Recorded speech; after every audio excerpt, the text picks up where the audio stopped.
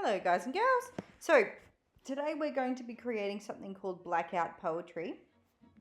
I'm using an old book called The Grove's Dictionary of Music and Musicians, edited by H.C. Collins, Volume 2, D to J. So this is a big collection of music dictionaries that I have that I'm no longer using.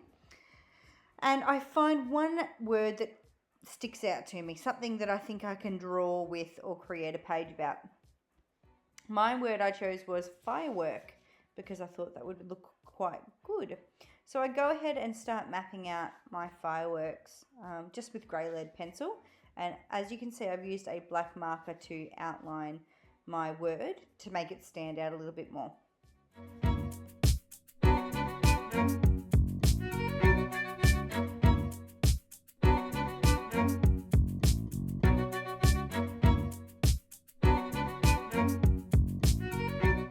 Now that I've finished with my lead pencil, I go ahead and I mark out with my black marker where I'd like my firework explosions to be.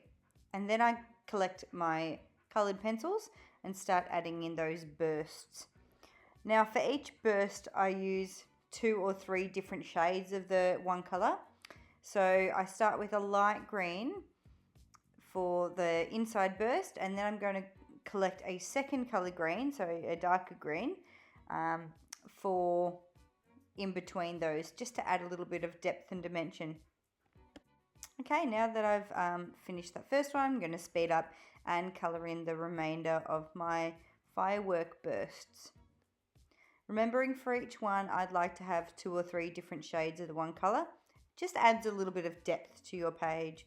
I'm also going to be adding on the little trails, so those little trails to show where the fireworks have come from.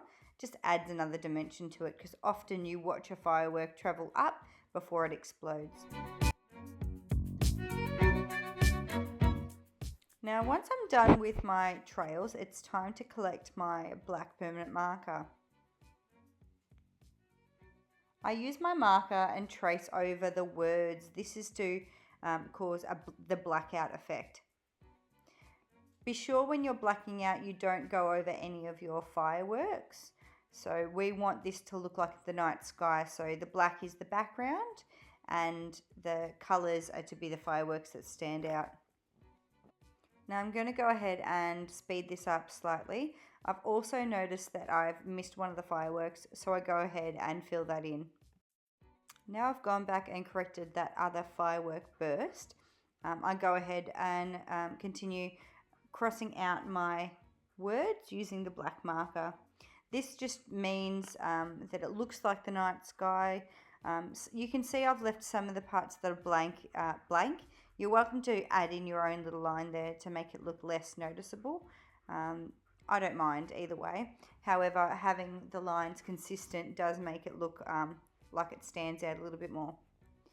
And I continue the process over and over until I've blacked out the back of my poetry or the back of my pages. Make sure that that word firework really stands out. Now that I've finished my fireworks, here are some other examples. This one I just drew on top, bubbles. This word was park, so I drew a tree. This word was hand, so I drew a hand and did the opposite on the outside. This one I just circled the numbers on the page into bubbles. This I randomly circled different things and added lines between. This was Australia, the word. This word was pupil, so I drew an eye. And my favourite, I found the word hamburger from Hamburg, so I drew a hamburger. Thanks, I hope you enjoy. Get lots of inspiration and be sure to ask Mum and Dad before you draw in your books. Thanks, boys and girls. Bye.